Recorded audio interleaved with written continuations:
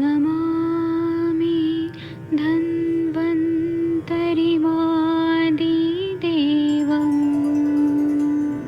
सुरासुरैर्वन्दितपादपद्मं लोके जरारुभयमृत्युनाशं दातारमीशं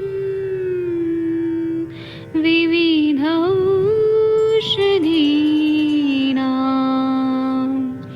शङ्खं चक्रं जलौकां दधतं मृतघटं चारुतोर्भिश्चतुर्भिः सूक्ष्मस्वच्छादिरुद्यं शुकपरिविलसन् मौलिमं भोजनेत्रम् कालाम्बोदोज्ज्वलाङ्गं कटितटविलसत् चारुपीताम्बराढ्यं वन्दे धन्वन्तरिन्तं निखिलगदमिव प्रौढदावाग्निनीलम्।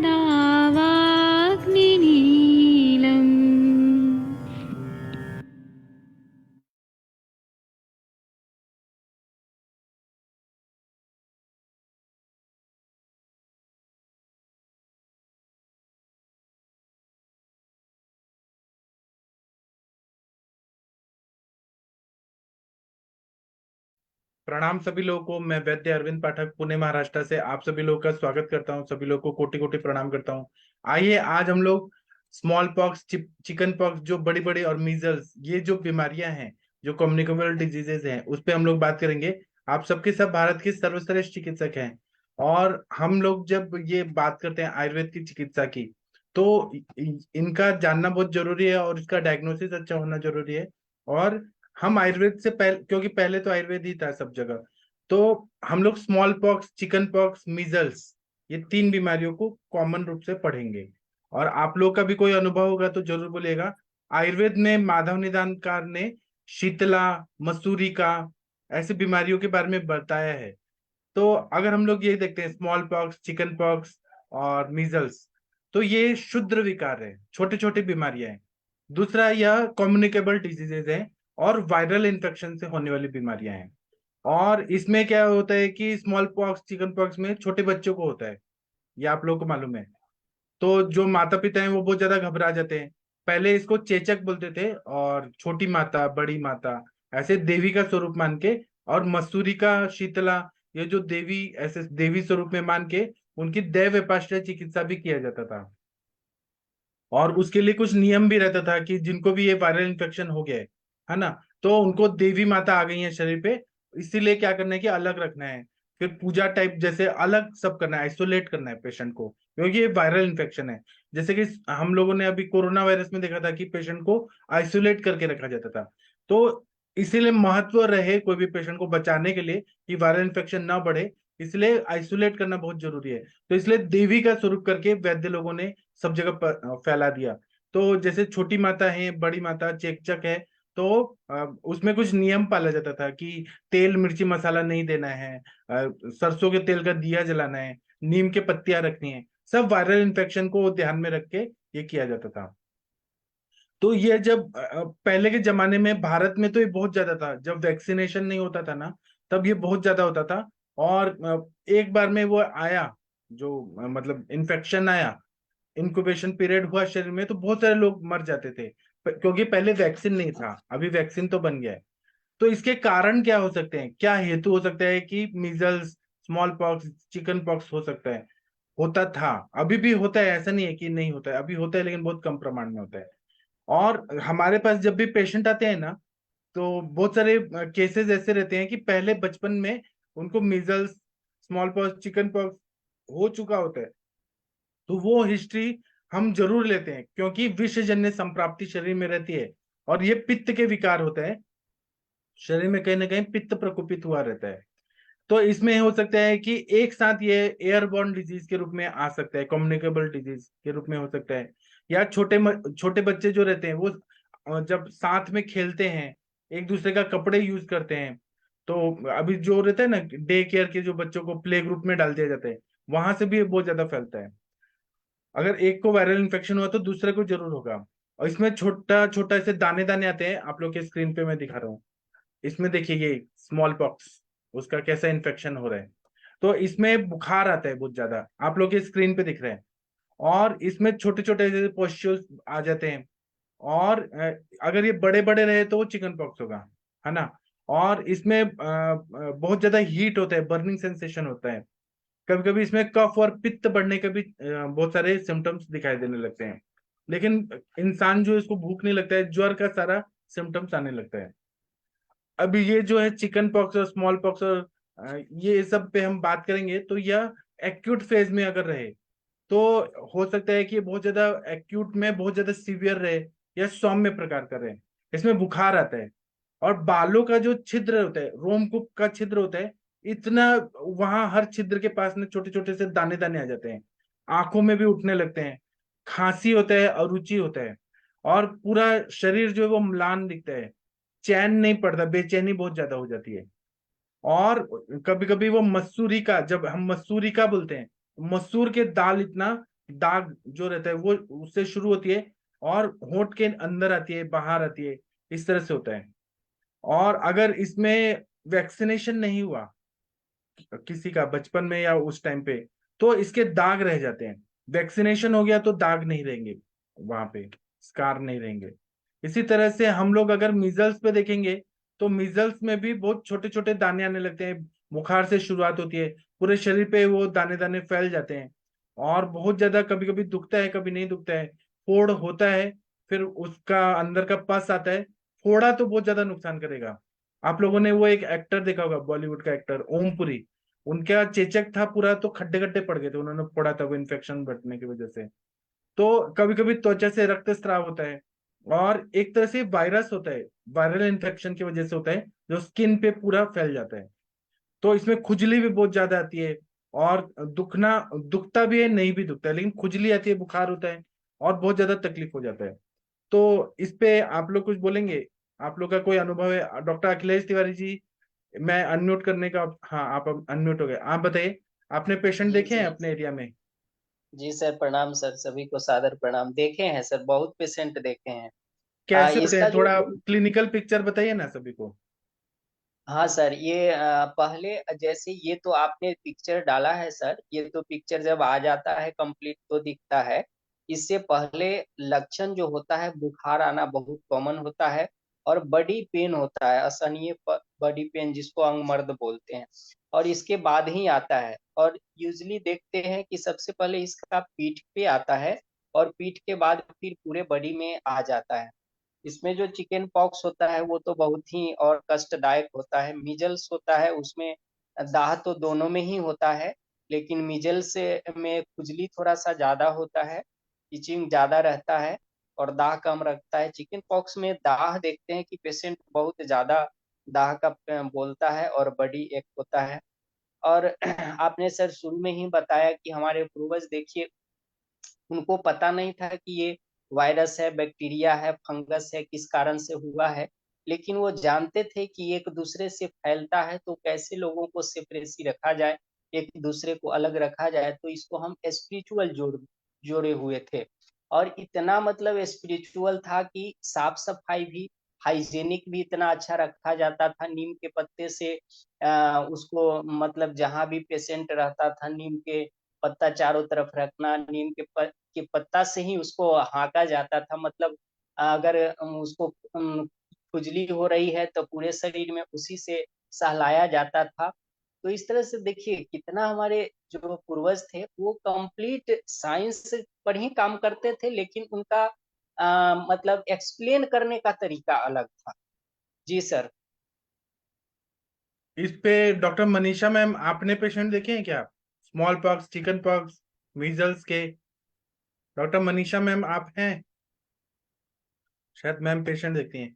और कोई बोलना चाहते हैं तो बोल सकते हैं। शशि तिवारी मैम, आपने देखे हैं patient? Arshia ma'am. Sir ma'am प्रणाम सर। मैंने पेशेंट तो नहीं देखा है, बट जब छोटा था तो मेरे बेटे को कुछ हुआ था, तो उसमें वो लोग डिफरेंशिएट नहीं कर पाए थे कि मिजल्स है कि स्मॉल पॉक्स वगैरह है। और उसमें बहुत ज्यादा हाई ग्रेड फीवर था, मतलब 103 से ऊपर जा रहा था 2-3 दिन, बिल्कुल कंट्रोल नहीं हो रहा था। तो उसमें ये था कि हम लोगों ने दोनों काम किया था, डॉक्टर को भी दिखाया था क्योंकि बहुत छोटा था वो, हार्डली मेरे ख्याल से 3-4 साल का था। और सारे रिचुअल्स भी सर फॉलो किए थे जैसे होते हैं कि बेड वगैरह अलग किया जाता है, और नीम वगैरह के पत्र वगैरह के हैं, सारी चीजें वो किया था। और फिर 1 वीक लगा था, सबसाइड हुआ था। बट बहुत हाई ग्रेड फीवर ज्यादा था। और उसमें पस्ट्यूल्स तो नहीं थे उतना, मुझे अच्छी तरीके से आता है। रैशेस थे काफी ज्यादा बॉडी में। जी सर, थैंक यू सर। और सर पेशेंट ऐसे नहीं आए हैं, नहीं तो इसलिए देखा नहीं। जी, मनीषा मैम आप कुछ बताइए मैम प्लीज। जी सर, प्रणाम सर। हाँ सर, मैं पेशेंट के तो यूजुअली इस तरह से तो नहीं थे जो बड़े वाले आपने स्क्रीन में किए हैं सर। बट छोटे छोटे स्मॉल पॉक्स वाले तो मैंने देखा है, ट्रीट भी किया है। बड़े वाले में मेरे खुद भी बेटे का भी हो गया था सर, वो बहुत छोटा था। तो उसको टाइफाइड हुआ, उसके बाद फिर फीवर हुआ, फिर ये हुआ, और बहुत खतरनाक तरीके से उसका आईलिड वगैरह, उस दोनों आंखें बंद हो गई, खुलती नहीं थी। बहुत ज्यादा घबरा गए थे। धीरे धीरे इसमें ट्रीटमेंट किए। और चिकित्सा में तो जो हमारे इसमें जैसे सर ने बताया है कि स्पिरिचुअली जैसे करते हैं, तो उसमें हमारा पथ्य पालन उल्लंघन करना, और एक दूसरे को क्वारंटाइन करके रखना, ये सारी चीजें पहले से ही ये सारी चीजें चलती थी। तो 4 दिन 5 दिन बिल्कुल पेशेंट को स्वच्छ वस्त्र और वातावरण में गूगल धूप जला करके, नींब का पत्र से उसका धावन करके, नींब हरिद्रा से, तो ये करके सर। लेकिन वो बहुत ही खतरनाक कंडीशन में था, और बहुत मुश्किल से उसको केयर किए। उसमें औषधियाँ भी नहीं चलती हैं, एलोपैथ की दवाइयाँ भी नहीं देते हैं, जिसे पुराने लोग अभी भी नहीं देते हैं। तो फिर मैंने यही लघु मालिनी बसंत रस से लेकर के ज्वर संहार के साथ में फीवर भी उसका कम कराई साथ में। और फिर बाद में स्वर्ण मालिनी बसंत रस और मुक्ता, प्रवाल, कामदुधा, ये सब उसको चलाई थी। कामदुधा अच्छा काम करता है इसमें। और नींब पत्र से धावन आवन करके, और थोड़े दिन तक उसको प्रिकॉशनरी रखते हैं, नहीं तो एक को होता है तो कई बच्चों को उसमें संक्रमण लगते ही जाता है। तो इस तरह से सेफली रखते हैं सर। इस तरह से मैंने रिकवर किया। ये तो बहुत डेंजरस दिख रहा है, तो बहुत खतरनाक है। जी, थैंक यू मैम। जी thank you. Doctor Arvind sir आप कृपया बताइए सर। हाँ सर, नमस्कार। इसमें सर एक एपिसोड आता है, फीवर आता है, फिर उसके बाद मैक्युलर रैशेस, फिर पेपुलर रैशेस, फिर बास्चुलर। ये एक एपिसोड वो सीक्वेंस में चलता ही चलता है। और चिकन पॉक्स में वेसिकल्स वगैरह डेवलप हो जाते हैं, तो उसको जैसे मैंने सही कहा कि फोड़ना तो नहीं चाहिए। और बेसिकली तो ये पित्त होता है, और पित्त के उष्ण तीक्ष्ण गुण से जो है ये त्वचा में आ जाता है, और वो जो है रैशेस के फॉर्म में, या वो मतलब वेसिकल्स के फॉर्म में डेवलप हो जाता है। तो कहीं ना कहीं ये पित्त दृष्टि होती है, होता, और जनरली बच्चों में सभी में होता है, और मतलब जिनको भी होता है वो स्प्रेड तो करता ही है। तो पता नहीं, या तो वायरल भी कह सकते हैं कि, या वायरल बोला भी जाता है, लेकिन साथ साथ पित्त तो एक बहुत बड़ा रोल प्ले करता ही है सर। जी, सही तो बात है। इसीलिए कई मेडिसिन जैसे दहा शामक, जैसे चंदन, कोशिन और सारिवा के साथ में गुड़ इत्यादि का बेस्ट रोल होता है इसमें। मैं देता हूँ सर पेशेंटों में। मैं नहीं कहता कि जो है इसमें दवाई नहीं चाहिए, इसमें गुड़ इत्यादि का बोला भी गया। गुड़ इत्यादि पद्मा करिष्ठ धान्यक रक्त चंदनम नियंति पित्त कफ छर्दी वमन विषम बमी। विषम भी, विष भी, इसीलिए विष का चिकित्सा के लिए गुड़ इत्यादि का भी बहुत बढ़िया रोल रहता है। और चंदनादि पानक धान्य का देहिम, और ये सारिवा कोशी कोश और खस उशी, और सर कई कॉम्बिनेशन चलते। चंद्रकला तिरुवन कीर्ति भी दे सकते हैं ज्वर वगैरह में। और विरेचन भी थोड़ा सा एक रखा जाता है, बड़ी बद वगैरह का या कुछ घृत वगैरह का भी, लेकिन स्टार्टिंग में घृत नहीं, बाद में देते हैं घृत। तो इस तरह से कम्बिनेशन पेशेंट के हिसाब से चलाया जाता है सर। जी, थैंक यू सर। अभी हम और चर्चा करेंगे। अर्शिया मैम, आप लोग के कुछ इस्लामिक टीचिंग्स में आता है क्या? इसके बारे में कुछ बोला है क्या? अर्शिया मैम, अगर आप सुन पा रही हैं तो बताइए। नहीं सर, मुझे ऐसा कुछ आइडिया नहीं है। उसमें कितना सारा मेडिसिन बताया गया है।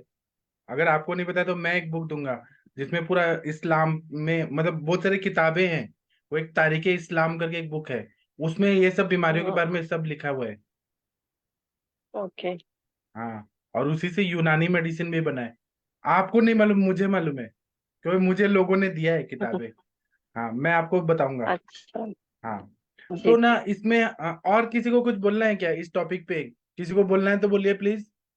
किसी ने पेशेंट देखे? मैं एमडी कर रहा था तो मेरी एक क्लासमेट थी जो एमडी एनाटॉमी करी थी, उसको ही हो गया था ये। तो फिर उसको अलग से आइसोलेट किया गया। फिर उसके बाद में वो ठीक हुई तो उसको घर भेज दिया गया 3 महीने के लिए। ये किसी को भी कभी भी हो सकता है, ऐसा कुछ नहीं है। तकदीर जी, वीना मैम, आप कुछ बोलेंगी? गोवर कांजनिया पे कुछ बोलना है तो बोलिए। वीना मैम, आपने देखे हैं पेशेंट तो बोल सकती है आप। सर, गोवा किसको बोलेंगे? गोवर चिकन पॉक्स को बोलेंगे, और कांजनिया मीजल्स को बोलेंगे। मराठी में, मराठी शब्द है। अच्छा। और स्मॉल पॉक्स को? वो उसी में आता है, वो गोबर में ही आता है। और मसूरी का, जो मसूर के जैसा हो रहा है, और एक शीतला होता है। रोमांतिका, रोमांतिका मतलब रोम रोम के अंदर आ रही है, उसको रोमांतिका। मसूरी का मतलब मसूर के दाने जैसा बढ़ रहा है। और एक शीतला। ऐसे 3 ये चीज होता है। स्मॉल पॉक्स, चिकन पॉक्स और measle. Small pox, chicken pox, measles, ये 3 बीमारियां रहती है। और इसको मॉडर्न में वायरल इन्फेक्शन ही बोलते हैं। जब भी हवामान चेंज होता है ना, मौसम चेंज होता है, तो ये हो जाता है। और जिनका इम्यूनिटी बहुत वीक होता है, और जो अपना एलोपैथी में दवाई है वो असाइक्लोवीर। जहां पर भी वायरल इन्फेक्शन होता है वो वीर ऐसे लास्ट में आता है, असाइक्लोवीर, और बहुत सारे ऐसे ग्रुप ऑफ मेडिसिन है ना। तो हम आयुर्वेद का बात करते हैं। और कोई बोलना चाहते हैं तो बोलिए। गंगवार सर, आपने देखा है क्या? छोटी माता, बड़ी माता, चेचक, पहले के जमाने में बहुत होता था ये बीमारी। कुछ याद है आप लोग? हरीश बत्रा जी, आप कुछ बोलना चाहेंगे? अभी तो ये इरेडिकेट हो गया है तो बहुत कम मिलता है, लेकिन मिलता है। बोलिए सर, किसी को बोलना है तो। आजकल तो वैक्सीनेशन ही हो जाता है ना बच्चों को, तो बहुत कम, रेयरली देखने को मिलता है। लेकिन जिसके पास भी है, मालूम होना चाहिए सब चीज। तो पहले तो हमें ये देखना है कि इसका सिर पे, तालू पे, गले में, जीभ में, आंखों में, होंठ में कितना ये बढ़ा हुआ है। और इसमें फोड़े फोड़े हैं क्या, पॉस्ट्यूल्स है क्या, पेप्यूल्स है क्या, है वो देखना चाहिए। उसमें पस आ रहा है क्या? पस नहीं है तो भी वो कितना बड़ा है वो देखना चाहिए। अंदर से इरप्शन होता है, मैंने देखे हैं इसलिए मुझे मालूम है। अंदर से ऐसे दाने दाने एकदम अलग तरह के आ जाते हैं, जिसमें पूरा पानी जैसा भरा होता है। तो उसमें जलन हो रही है क्या, बर्निंग हो रहा है, और वो फोड़ा कितना बड़ा है, छोटा है कि बड़ा है, वो देखना पड़ता है। एक होता है रोमांतिका, एक होता है मसूरी का, और एक होता है शीतला। ऐसे 3 टाइप के होते हैं, स्मॉल पॉक्स, चिकन पॉक्स और मीजल्स, ऐसे। तो इसमें आयुर्वेदिक चिकित्सा में क्या क्या देते हैं, ऐसे तो सर ने बता दिया, डॉक्टर अरविंद सक्सेना जी ने बहुत बता दिया। लेकिन हम लोग जो मैं नोट से बता रहा हूँ उसमें ऐसा बताया है कि कामदूधा रस, प्रवाल पिष्टी, क्योंकि पित्त जन्य संप्राप्ति है, बर्निंग हो रहा है, तो ये देना बहुत अच्छा रहता है। गुलाब द्राक्षासव, ये देना बहुत अच्छा रहता है। पेट साफ नहीं हो रहा है तो त्रिफला चूर्ण और शौक्तिक भस्म बहुत अच्छा काम करता है। और जो फोड़े फोड़े हैं उसमें बर्निंग होता है, बहुत ज्यादा बेचैनी होती है, तो शब्दोद्घृत लगाना बहुत अच्छा रहता है। और नहीं तो चंदन को घिस के और वहां वहां लगा देने से फायदा होता है। और अगर फीवर कम ही नहीं हो रहा है और बर्निंग हो रहा है बहुत ज्यादा, है ना, स्मॉल पॉक्स हो या चिकन पॉक्स हो, उसमें बर्निंग बहुत ज्यादा हो रहा है, तो बर्निंग को कम करने के लिए चंद्रकला रस, लघु सूर्यशेखर रस बहुत अच्छा फायदा करता है। इसको आधे आधे घंटे में देने से बहुत अच्छा फायदा होता है। इसी तरह से प्रवाल युक्त गुलकंद देना, प्रवाल पिष्टी डाल के जो गुलकंद आता है वो देना बहुत अच्छा रहता है। परपटक क्वाथ देना बहुत अच्छा रहता है, कारण वो पित्त को शमन करता है। गुडुच्यादि क्वाथ, अमृतोत्तरम कषायम बहुत अच्छा रहता है। इसी तरह से गुलाब, का जो कली रहते हैं वो दे सकते हैं, यष्टि मधु, परिपाठाधिक्वात, इसका टिपिकल सिम्टम का हिसाब से परिपाठाधिक्वात, मनुका, धनिया, इनका फांट दे सकते हैं, और या कल्पना दे सकते हैं, मतलब पानी में भिगो के रखा और वो दे दिया। इसी तरह से चंदन, परिपाठादि जो है उसका चूर्ण को पीस के और लेप लगाने से फायदा होता है। और अगर बहुत ज्यादा ये बढ़ा हुआ है तो गर्म पानी से में नमक डाल के और उसको वॉश करें, तो उससे ये फैलता नहीं है दूसरी जगह। इसी तरह से पेट साफ नहीं हो रहा है तो आरगवद का मज्जा, मनुका, बाल हरित की, गुलाब कली, सोनामुखी देते हैं। बर्निंग हो रहा है बहुत ज्यादा तो चंदन को घिस के लगाते हैं या दशांग लेप लगाते हैं। इसी तरह से हम विष की चिकित्सा करें, या फिर हमारे पास जो पेशेंट आते हैं जो ऐसे क्रॉनिक डिजीज वाले आते हैं, हो सकता है कैंसर हो या स्किन का प्रॉब्लम हो, जब हम केस टेकिंग करते हैं ना, आप लोगों के पास केस टेकिंग का पेपर होगा, उसमें आप देखिए, उसमें हम पूर्व इतिहास में पूछते हैं कि आपको measles, small pox, chicken pox हुआ है क्या। अगर हुआ है तो उसका इन्फेक्शन बॉडी में रहता है और उसके विषजन्य प्रभाव रहते हैं। इसीलिए हमारे सर बोलते हैं हर पेशेंट को आप अगध द्रव्य दीजिए, मतलब जो विष को, तो इसलिए चंपक आदि अगध दे सकते हैं, या फिर चंद्रोदय अगध दे सकते हैं, या फिर अगध में बहुत सारे द्रव्य जैसे तुलसी है, हरितकी है, वो अगध में ही आता है, शीरीष है, अगध में आता है। उसी तरह से मंजिष्ठा है, तगर है, कुटकी है, ऐसे बहुत सारे द्रव्य हैं जो अगध द्रव्य है, वो दे सकते हैं। और इसमें पूरी तरह से विश्रांति मिलना चाहिए, हवा अच्छी आनी चाहिए, दूसरों को ये ना हो, इसलिए आइसोलेट करके रखना बहुत जरूरी होता है। और इसमें हम लोग जो दवाइयां देते हैं वो बहुत ही इंपॉर्टेंट रहती है। आप लोग तो श्रेष्ठ चिकित्सक हैं, आप लोग को तो मालूम ही होगा। इसमें परिपाठाधिक्वात बहुत अच्छा रहता है, कामदुधा, मौक्ति युक्त कामदुधा, प्रवाल भस्म, कुष्मांडावले, गोदंती हरताल भस्म, गुड़ुचि सत्व, गोरोचन, कपिकच्छु का फूल, गोखरू चूर्ण को घी और चीनी के साथ देने से फायदा होता है। जीरा और मिश्री, मिश्री का या चीनी के साथ जीरा देने से बहुत अच्छा फायदा करता है।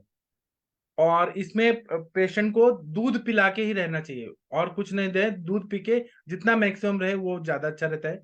या फिर जो खील होता है जिसको हम मराठी में लाहिया बोलते हैं, खील जो हम दिवाली में अभी भगवान माता लक्ष्मी को चढ़ाएंगे बतासा के साथ, तो उसको पानी में डुबा के रखें या दूध के साथ उसको खाएं। इसी तरह या पानी में बॉईल करके उसको दे, वो अच्छा रहता है। काला मनुका खाने के लिए दे, किशमिश, चंदन जो को घिस के और वो खाने के लिए दे। और तीखा, फिर कड़वा, नहीं इसमें कटु रस, मैं रस से बताता हूँ, कटु रस, अम्ल रस, लवण रस और तीक्ष्ण उष्ण पदार्थ नहीं देना जो पित्त को बढ़ाता है। उष्ण पदार्थ लेना बहुत ही गलत रहता है, गर्म चीजें या उष्ण वीर्यात्मक चीजें नहीं देना है। धनिया का पानी दे पीने के लिए, बहुत अच्छा, धनिया के बीज को पीस के और पानी में डुबो के रखे और वो दे, उससे हीट कम होता है। पूर्ण विश्रांति जरूरी रहता है। धूप में घूमना बंद करें, जागरण बंद करें, चिंता करना बंद करें, और अभ्यास, पढ़ाई भी करना, स्टडी भी नहीं करना चाहिए, और दूध पीना है। और अगर उल्टी जैसा मन हो रहा है, नौशिया फील हो रहा है बार बार, तो उल्टी को रोकने के लिए बर्फ डाल के दूध में डाल के या ठंडा दूध पिए, उससे फायदा होता है। या आइसक्रीम खाना, वो भी अच्छा रहता है। अग्निमंद ज्यादा ना हो, इसलिए ज्यादा नहीं दे रहे, लेकिन थोड़ा देना है। और जिनका इम्यूनिटी कम है वो बच्चों से दूर रखना है, जिसको अगर हो गया है तो। और किसी को ना फीवर है तो ठंडा कपड़ा डुबो के, और वो जो हम बोलते हैं वो पानी का जो स्वेबिंग करते हैं वो करें, स्पंजिंग करें, सॉरी, स्पंजिंग करने से बहुत अच्छा फायदा होता है। और इसी तरह से इसमें बहुत हाई इंटेंसिटी का फीवर आ सकता है, पित्ता ज्वर हो सकता है, पिटिकाएं हो सकती हैं, क्षुद्र कुष्ठ, शीत पित्त, सर्दी जुकाम खांसी, ये हो सकता है। और अगर इसको अगर फोड़ दिया तो दाग रह जाता है। जैसे ओमपुरी जो थे ना बॉलीवुड के एक्टर, उनके पूरा चेहरा में खराब हो गया था। मेरे एक क्लासमेट को भी ऐसे हो गया था, बचपन में चिकन पॉक्स हुआ था और उसने फोड़ दिया था, वो भी किससे, तो सुई से, ब्लेड से ऐसे फोड़ दिया था, पूरा चेहरा उसका खराब हो गया था। और इसमें कभी भी ना ऐसी चीजें न खाए कि पापड़ खा रहे हैं, है ना, या केला खा रहे हैं, या केले में डाल के जो, और तंत्र मंत्र बहुत किया जाता है। तो पहले के जमाने में ओझा लोग रहते थे, वो ओझाई करते थे या तंत्र मंत्र करते थे, तो वो केला में कुछ दवाई डाल के खिला देते थे कि इससे देवी चली जाएंगी। तो वो सब नहीं करना है, और अंधविश्वास नहीं करना है इस पे। हम भगवान को मानना है तो माने। और बहुत सारा शीतलाष्टक स्तोत्र भी है, मतलब शीतला देवी के लिए ऐसा स्तोत्र है, वो कर सकते हैं, लेकिन बाकी अंधविश्वास ना करें। कभी कभी बात कफत सिम्टम है तो त्रिभुवन कीर्ति रस, या पित्त सिम्टम है तो हम चंद्रकला रस सूर्यशेखर, लघु सूर्यशेखर, सादा सूर्यशेखर, स्वर्ण सूर्यशेखर दे सकते हैं। और दूसरा क्या है कि कभी कभी इसमें कोई दवाई नहीं देना चाहिए, ये अपने आप ही ठीक हो जाता है। इसका यही है कि आप टाइम दीजिए, बॉडी अपने आप इम्यूनिटी को डेवलप करता है और एंटीबॉडीज तैयार होके वो पूरी तरह से ठीक हो जाता है। कोई दवाई न देना, यही सबसे अच्छी चिकित्सा है। और खाने में हल्दी तेल वगैरह का प्रयोग ना करें, वो ज्यादा अच्छा रहता है। और पहले ये बहुत होता था, आज से 30 साल पहले तो बहुत होता था, आजकल तो रेयरली ही देखने को मिलता है, इसलिए आप लोग उतना नहीं बता रहे। बाकी आप लोग कुछ बताना चाहें? विनीता मैम, आपने देखे small pox, chicken pox, measles के पेशेंट? सुरेंद्र यादव जी कुछ बोलिए आप। जी महाजन सर। सर, हाँ बोलिए मैम।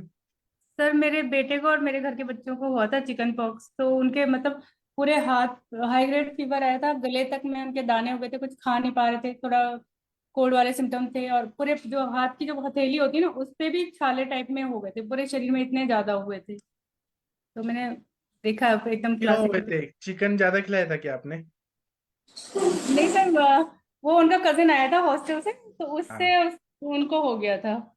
वो हाँ, बड़ा था, 12 साल का, ये लोग 4-5 साल के थे, तो हाँ ये मैं हंसाने के लिए बोल रहा हूँ, चिकन खाने से तो नहीं मना होता है। भी किया कि मत जाओ, लेकिन बच्चे हैं, फिर उसी के पास गए तो फिर जी हाँ, सर। ये चिकन खाने से इसका कोई संबंध नहीं है। मेरे बात को ऐसे ना लें गंभीरता से, मैं हंसाने के लिए बोला कि चिकन। तो आपने क्या दिया था मैम, विनीता मैम, चिकित्सा क्या दिया था? सर उस समय तो एलोपैथिक करती थी, बस फीवर कंट्रोल करने के लिए दिया था, बाकी और कोई मेडिसिन नहीं दी थी, एंटीबायोटिक वगैरह नहीं दिया था, ये क्योंकि खुद से ही ठीक हो जाता है। तो बस ये खाने पीने में न वो नमक वाली चीजें, क्योंकि वो खाने में भी दिक्कत होती थी बच्चों को, तो फिर वो नमक वाली चीजें नहीं दी जाती थी उनको, हल्का मीठा दलिया टाइप में थोड़ा सा देते थे उनको। जी, सही बताया आपने। डॉक्टर हरिहर सर, आपने देखे हैं ऐसे बचपन में patient, chicken pox, small pox? किसी को बोलना है तो बोलिए। मंगला मैम, सविता पेठे मैम, राम अवतार जी, कुछ बोलिए आप लोग। सर एक पेशेंट था, इसमें इसको चिकन पॉक्स हुआ था, और 2-3 साल के बाद फिर आया, जिसको एक बच्चे को दिखाई थी मैं, उसको हार्पिस के लक्षण आए थे। तो इसमें कहीं ना कहीं इसका कोरिलेशन है मेरे सर। हाँ जी, सही। उसको बार बार 2 बार 3 बार फिर हुआ, ट्रीटमेंट के बाद विरेचन कराए, उसको लेपन एपन दिए, बहुत जलन बर्निंग होती थी उसको। उसके बाद वो एक बार ठीक हो गया, इसके बाद फिर थोड़ा उसके चेहरे में पूरा ओठ के नीचे से निकला।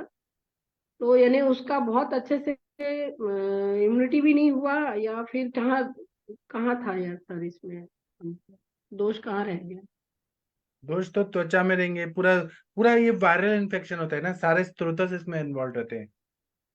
2-3 साल और तक ये ठीक था सर। इन्फेक्शियस डिजीज है ना, इन्फेक्शन होता है इसमें, पूरा बॉडी में फैल जाता है।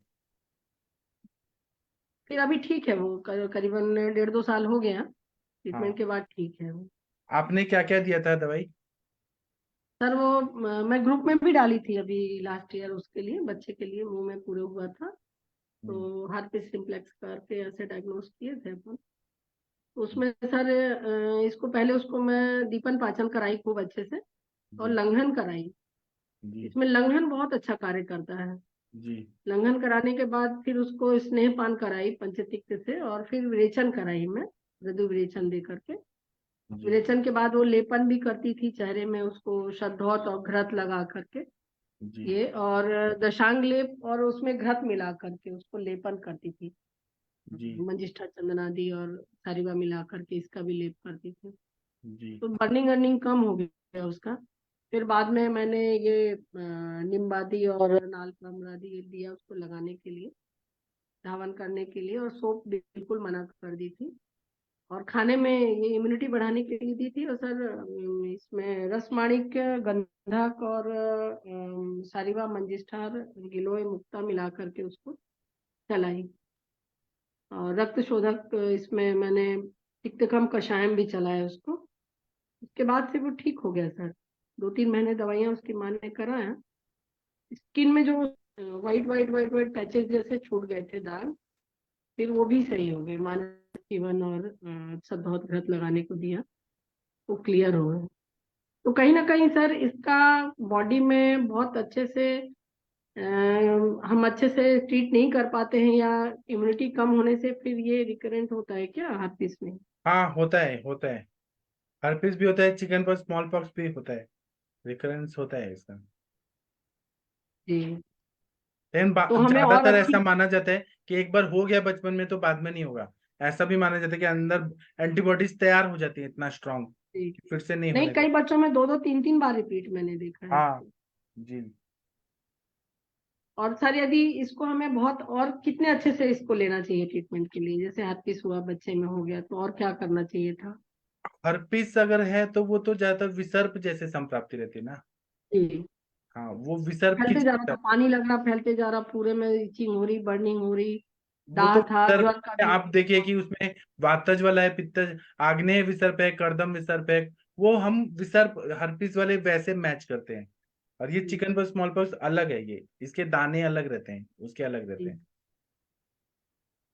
उसमें त्वचा रक्त मांसलसिका ऐसे दृष्टि होती है, वो अलग व्याधि है, ये अलग है। लेकिन कहीं ना कहीं इसी से ही संबंधित हाँ, है सर ये। वायरल इन्फेक्शन वो भी है, ये भी है ना। जी। हर्पिस जोस्टर उसमें रहता है, और ये भी वायरस है, लेकिन उसका नाम मुझे अभी याद नहीं आ रहा। मैंने पढ़ा तो था। हाँ, विनीता मैम क्या बोल रही हैं आप? विनीता मैम ने हैंड रेज किया है, कुछ बोलना चाहती हैं? डॉक्टर हरीश बत्रा सर, आप कुछ बोलना चाहते हैं इस टॉपिक पर? जो विसर्प के पेशेंट है ना, वो ठीक हो जाते हैं। उसमें स्निग्ध और उष्ण, उसका ज्यादा सेवन करने से वो बढ़ता है। उसमें रक्त मोक्षण सबसे पहले कराना चाहिए, विरेचन कराना चाहिए। और लेप बहुत सारे बताए हैं चरक संहिता में, विसर्प में। जैसे पंचवल्कल कषाय से धावन करें। और उसमें भी यही कुछ कुछ ट्रीटमेंट रहता है, जैसे सुरक्षेखर रस, आरोग्यवर्धनी, गंधक रसायन, वृहद हरिद्राखंड, और पित्त शामक सारे, चंद्रकला रस, फिर चंद्र प्रभावटी, प्रवाल पिष्टी, मौक्तिक भस्म, ये सब दिया जाता है विसर्प में। बराबर है ना? मंगला मैम, आप कुछ नहीं बोलेंगी गोबर कांजन्या पर? आपका कोई अनुभव है तो बताइए मैम। सर। विनीता मैम, हाँ बोलिए। जी सर। सर, मॉडर्न के हिसाब से भी चिकन पॉक्स और जो हर्पीज है उसका कनेक्शन है। जब चिकन पॉक्स हो जाता है ना, तो उसके जो वायरस हैं वो स्पाइनल कॉर्ड में हाइबरनेशन में चले जाते हैं, और जब इम्यूनिटी कम होती है ना, तो हर्पीज के रूप में वो फिर आ जाते हैं। जी, हाँ ये बात है। तो हाँ जिन लोगों को चिकन पॉक्स हुआ रहता है ये उनको हर्पीज होने जनरेट की हो जाता पॉसिबिलिटी है सर, ज्यादा वो है। किसी और भी चिकन एज पॉक्स में, एक बार किसी भी एज में होता है मैम ये। 40-50 किसी भी एज में आ जाता है। जी जी मैम। अब चिकन पॉक्स में एक बार में 13 या 14 साल के लिए फिर इम्यूनिटी डेवलप होती है, इतने जी साल के लिए। उसके बाद दोबारा हो सकता है। मतलब ये मॉडर्न के हिसाब से। सर, मैं एक चीज और कह रही थी, मतलब जैसे ये स्पाइनल कॉर्ड में चला गया तो एक तरह से मज्जा धातु में गया ना, तो हम हाँ, तो उसमें अस्थि मज्जा मज्जा पाचक पाचक भी दे देते हैं सकते ना। हैं। अस्थि जी मज्जा सर। पाचक, तिक्तक, क्षीर बस्ती, वो सब देते हैं हम लोग। जी सर। हाँ, और गुगुल तिक्त घृतम, पंच तिक्त घृत गुगुल, अपना ही ट्रीटमेंट देना है। पित्त शमन करने वाला, रक्त दुष्टि को ठीक करने वाला, और शोधन करना है, विरेचन, रक्त मोक्षण बहुत अच्छा रहता है। अच्छा, आप लोग अभी भारत के इतने श्रेष्ठ चिकित्सक हैं, आप लोग को लगता है कि अभी सभी लोगों को विरेचन ले लेना चाहिए, रक्त मोक्षण कराना चाहिए? डॉक्टर अरविंद सर, आपको क्या लगता है, सभी को विरेचन करना चाहिए क्या आप लोगों को? मनीषा मैम, आप बताइए, विरेचन लेना चाहिए क्या अभी ये सीजन में? जी सर, लेना चाहिए इम्यूनिटी डेवलपमेंट होने के लिए। और जैसे हमारे यहाँ मौसम चेंज होता है, तो प्रकृति चेंज होती है, तो काफी इसमें संक्रमण भी फैलते हैं, बहुत सी बीमारियां भी आती हैं। तो यदि हम शोधन करके और कुछ इम्यूनिटी के लिए मेडिसिन लेते हैं, लेहम वगैरह का पान करते हैं, तो हमारे पास स्ट्रेंथ आ जाता है, ये पूरे जो ऋतुओं को सहने के लिए बॉडी में क्षमता बढ़ जाती है। जी, डॉक्टर अखिलेश तिवारी जी, आपका क्या मानना है, अभी सभी को विरेचन करना चाहिए क्या? सर, सभी को करना चाहिए कि नहीं? मैं तो करता हूँ सर। मेरा क्या तो अभी चीज से करते हैं? वर्षा काल खत्म हुआ है। वर्षा काल में बस्ती लिया था। जो भी मौसम जैसा बताया गया है वैसे हम तो फॉलो करते हैं। और एरंड तेल से हर 2 महीने 3 महीने पे, 2 महीने हार्डली 60 डेज में हम एक बार एरंड तेल 50 ml लेते हैं, सस्ने विरेचन करते हैं। वो हमारा रूटीन में है सर। अगर वो नहीं करते हैं ना तो डार्क सर्कल्स आते हैं, पिंपल्स आते हैं, चेहरा का एक्ने आता है, हेयर फॉल बढ़ता है। इसलिए तो शुद्धि बोला गया है ना अपने आयुर्वेद में। तो सांस नहीं है, विरेचन तो करना चाहिए। और हम लोग को, दूसरे को हम लोग जितने रिकमेंड करते हैं और अपने ऊपर उतना अप्लाई नहीं करते हैं, लेकिन हम लोग को बिल्कुल खुद बिल्कुल करनी नहीं चाहिए करते सर, चीजें। बिल्कुल सही बोले हाँ। आप। जी, परफेक्ट है और ये। हमारा तो सर रूटीन है कि हम अपने फैमिली में अपने मिसेज को भी देते हैं हर 2 महीने पे, और सबसे सेफ मानते हैं और अच्छा भी लगता है। वही ये एरंड का तेल, ये डाबर का आता है 50 ml का, वो पी लेंगे। ऊपर से थोड़ा सा वही अम, अ, ये जो पानी रहता है इसका, क्या बोलते हैं सर, अदरक का, वो लेते हैं और पूरे दिन सूखी पानी पे ही रहते हैं। बस एक दिन करते हैं, उसके बाद बहुत अच्छा लगता है, अच्छा भी लगता है ये हमको ऐसे उससे मतलब सब चीजों, बॉडी का डिटॉक्सिफिकेशन हो जाता है ना, सारा स्रोत खुल जाते हैं। जी जी सर। और एक नाना जोशी करके थे ना एक वैद्य जी, वो हाँ बोलते हाँ, थे कि जो भी चीज हम पेशेंट के ऊपर करते हैं वो खुद करके अनुभव करना चाहिए। तो बराबर। सही, वही वैद्य सही है अनुभव। एक बात सही है सर। और अक्सर हमने देखा है कि जो एक्सपीरियंस हमारे पास होता है ना, वो हम ये महसूस भी कर सकते हैं कि हाँ, ये पेशेंट को इस समय ये चीज महसूस हो रहा होगा, वैसा होगा, तो हम हाँ उसका ट्रीटमेंट भी सही कर सकते हैं। जी। तो ये करना चाहिए, हम सभी को करना चाहिए। हाँ, अभी ये अनम्यूट नहीं कर पा रहे अरविंद सर, 1 मिनट रुकिए रुकिए रुकिए सर, अनम्यूट करने का ऑप्शन देता हूँ। हाँ, अब जिनको बोलना है बोलिए। अरविंद सर बोलिए सर। हाँ सर, देखिए शोधन के लिए तो सर बोला भी गया चरक में, दोष मात्र पाचयत श्रोतो अब्रोत दोष विशोधनात् नित्यम शोधनम हिता है। तो शोधन तो सर नित्य रूप में करना चाहिए। चाहे अब जैसे इस समय पित्त का है काल चल रहा, तो पित्त के लिए भी बोला गया है। अब बसंत में कफ के लिए, मतलब हर एक ऋतु में शोधन तो बोला गया है। इसीलिए शोधन तो आपको, जैसे मैं एलोवेरा डेली खाता हूँ सर। अच्छा, मैं एलोवेरा और इसलिए इतना गुड़माल और स्मार्ट दिखते हैं। गिलोय। आप समझ आया, हैं? इसलिए आप ऐसा लगता है कि आप 20 साल के हैं अभी। कितने स्मार्ट दिखते हैं अभी, अभी हाँ, भी। और सर चेहरे पे भी लगा लेता हूँ। हाँ, तो एक बार एक अपना ये फोटो बता रहा था। दिखाएंगे क्या? सभी को नहीं दिखाएंगे सर, कि आप फोटो कितने स्मार्ट है। अच्छा वो ठीक है। मैं बोल रहा था कि जहाँ पे भी देखिए, हम लोग दोष को लेके चलते हैं, लेकिन जी मल जो है व्याधि करते हैं। दोष तो नो डाउट एक बहुत बड़ा फैक्टर है, कि दोष तो वात का पित्त का अलग का, वो धातु को दूषित कर रहे हैं। लेकिन कहीं ना कहीं अगर ये सोचिए तो अपान वायु एक ऐसी है कि वो ही सारे जो है दोषों का कारण है। क्योंकि अगर अपान का अनुबंध हो रहा है तो मूत्र शकन गब निष्क्रमण निष्क्रमण सब सब हो रहा है आराम से। और अगर आपकी क्लीनिंग हो रही है, तो क्लीनिंग हो रही है तो फिर आपका पैसे जाएगा क्लियर, तो अग्नि पीड़ित होगी होगी। और अग्नि पीड़ित नहीं भी हो तो भी जो है, अगर आपका पैसेज क्लियर है, शो तो दूर हो गया, जी कहीं भी रुकावट नहीं है, तो वो नॉर्मल एयर वायु जो है चलती रहेगी, तो अग्नि पीड़ित होती है। अब वो इसीलिए मेरे ख्याल से तो जो है शोधन पे ज्यादा जोर देना चाहिए। और इसीलिए शोधन जैसे हम लोग पंचकर्म में भी वही चीज करते हैं। लेकिन हम लोग डे टू डे प्रैक्टिस में इवन हर व्याधि में, चाहे वो घृत के रूप में, चाहे वो अवलेह के रूप में, चाहे वो चूर्ण के रूप में, कहीं ना कहीं हम लोग पेशेंट में कुछ ना कुछ शोधन का देते ही देते हैं, तभी पेशेंट को रिस्पांस जल्दी आता है सर। जी, बराबर बताया सर आपने। ये बात बहुत जरूरी है, ये सब समझना भी और समझाना भी, कि क्लींजिंग होना चाहिए हर चीज का, क्लींजिंग साफ जरूरी है सुथरा। सर। जी तो अब जैसे इसमें बोला गया है कि इसमें जब ये चिकन पॉक्स स्पॉन्टस होता है, तो घर में छौंका नहीं लगाते। तो हाँ छौंका न लगाना ये शो करता है कि आप कोई तेल घी चिकनाई की चीजें नहीं खाएंगे, मतलब लघु आहार रहेगा। तो अपने आप ही पित्त और कफ में लंघन बोला ही गया है। जी पित्त कफ सहते लंघनम बहुत, क्योंकि ये द्रव धातु में है, तो इसीलिए ये लंघन इसके लिए बोला ही गया है। तो वो जो खाना जो बनता है 7 दिन के लिए, कि छौंका नहीं लगेगा और तेल नहीं, तो कहीं ना कहीं हम लोग जो है अग्नि को प्रदीप्त करते हैं। और वो सामता जो पित्त की है, जिसकी वजह से जो ये रैशेस आते हैं, वो अपने आप ही खत्म हो जाती है 6 से 7 दिन में। जहां सामता खत्म हुई, पित्त अपने नॉर्मल रूप में आ जाता है, तो द्रवता उसकी खत्म हो जाती है। क्योंकि सामता अगर आएगी तो भवेत अम्लम हृदय कंठदाह। तो जहां पे भी द्रवता रहेगी वो जो है सामता ही शो करती है। तो सामता मतलब कफ, इसीलिए अभी अखिलेश सर ने बोला ना अदरक के रस पे। तो अगर अमाशयगत पित्त है और आंत्रगत पित्त है तो इसका डिफरेंशिएशन भी जो है निगम साहब ने एक बार बताया था कि अदरक के रस लेने से अगर आपको आराम मिलता है तो आंत्रगत पित्त मानिए, और अगर उससे नहीं आराम मिलता है तो अमाशयगत पित्त मानिए। तो कहीं ना कहीं हम लोग को मतलब एक चार बहुत सारी चीजों में बहुत सारे एंगल से सोच के चलना ही पड़ता है सर। जी, सही बताया सर आपने।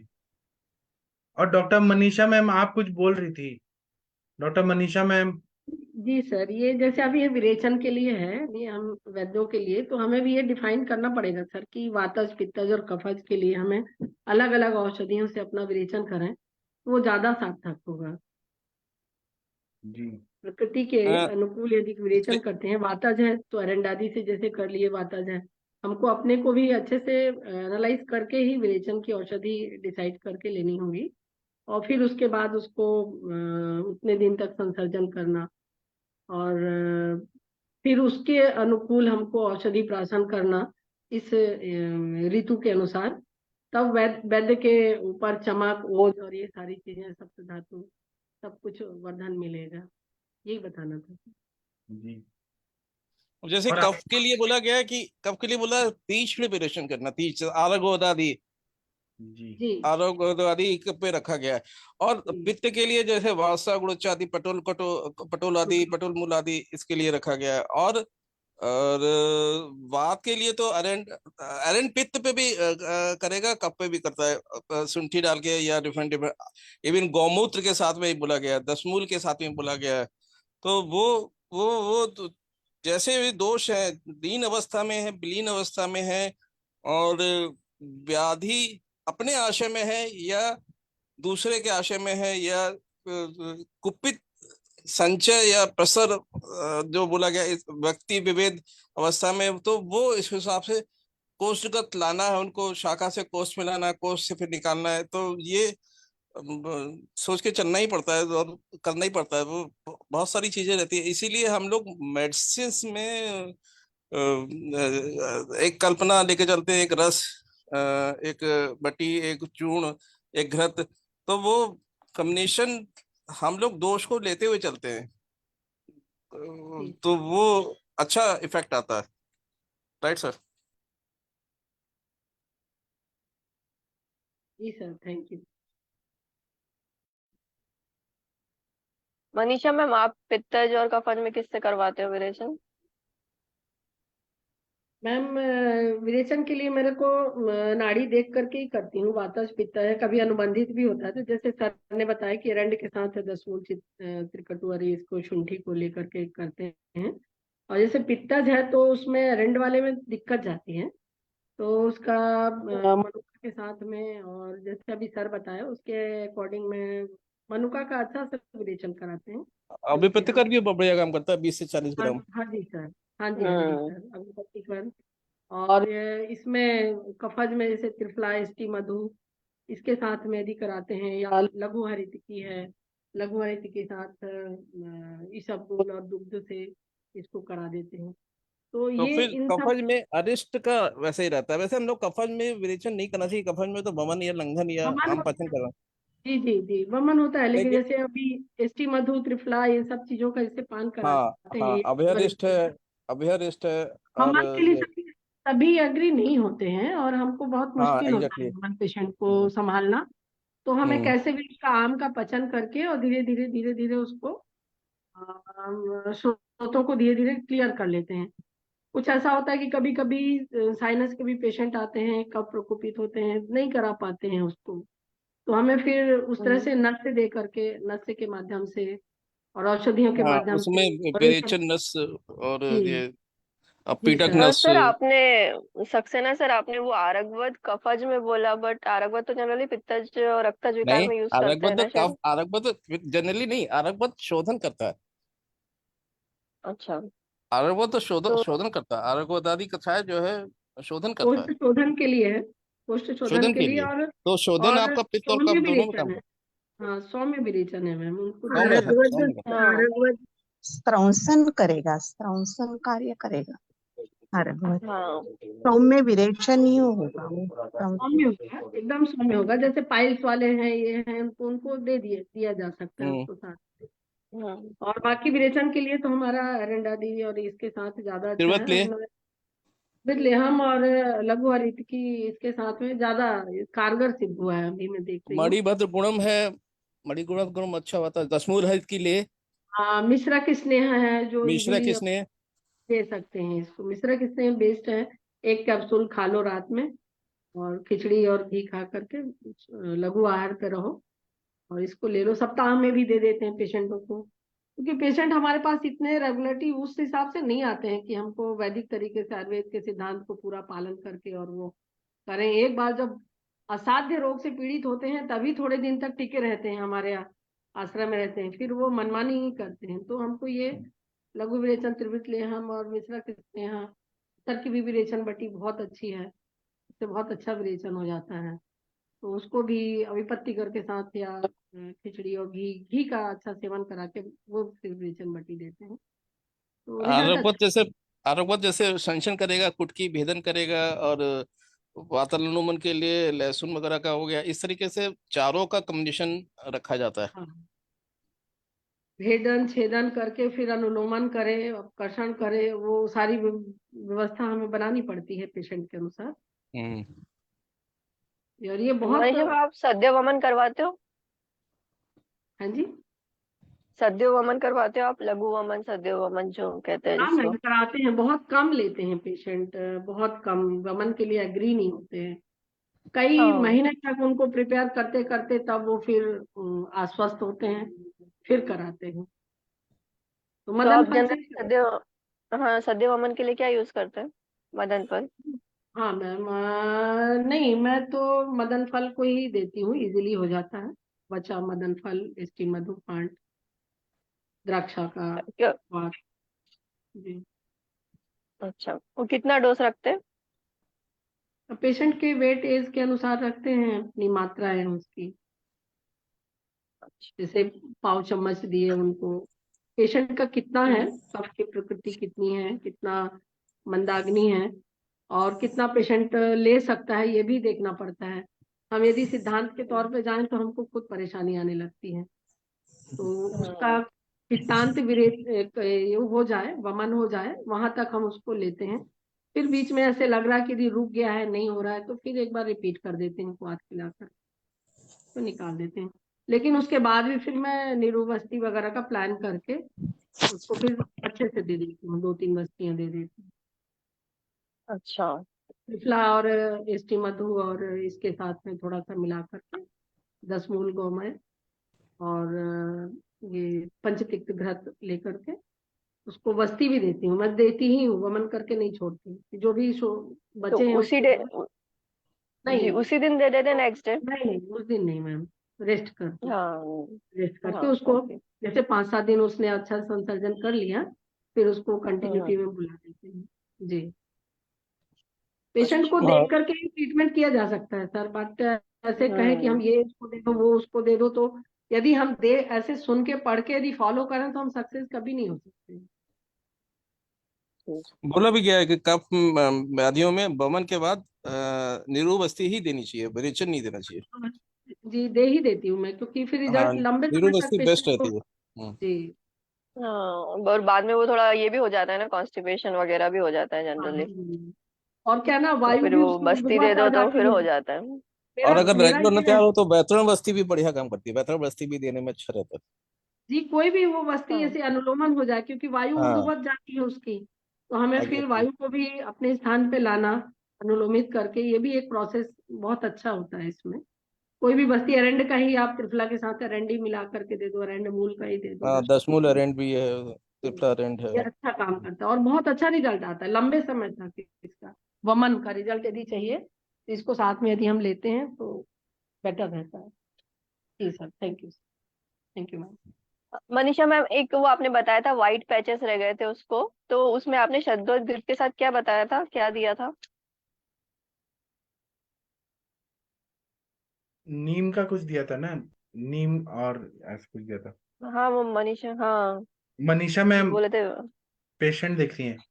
हाँ हाँ सर, नहीं अच्छा। पेशेंट अभी गए सर, मैं बोल ही नहीं पा रही थी उस समय भी।